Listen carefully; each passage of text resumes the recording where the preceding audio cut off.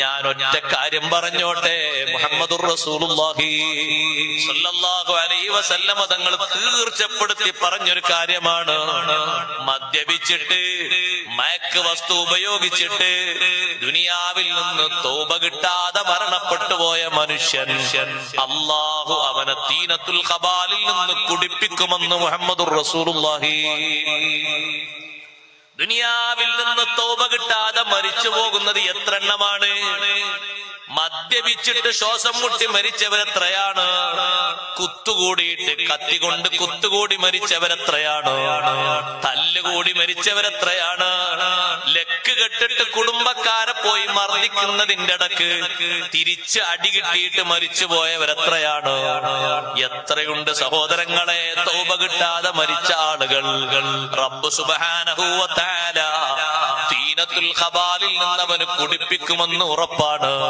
സ്വഹാബത്ത് ചോദിച്ചു, വമാ തീനത്തുൽ ഖബാൽ, എന്താണ് നബിയെ തീനത്തുൽ ഖബാല്? സ്വദീദു അഹ്ലി ജഹന്നം, നരകക്കാരുടെ ചീഞ്ചലമാണ്.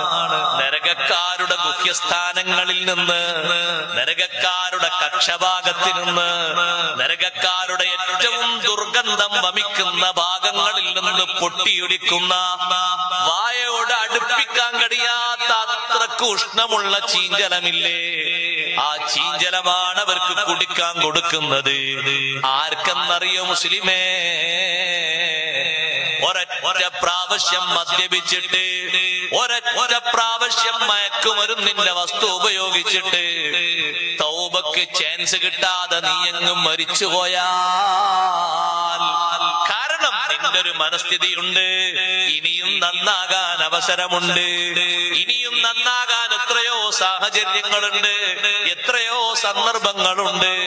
അങ്ങനെ ചിന്തിച്ച് നീയങ്ങ് നടക്കുമ്പോ പെട്ടെന്നാണ് നിന്റെ മരണം വന്നെത്തിപ്പോയത്.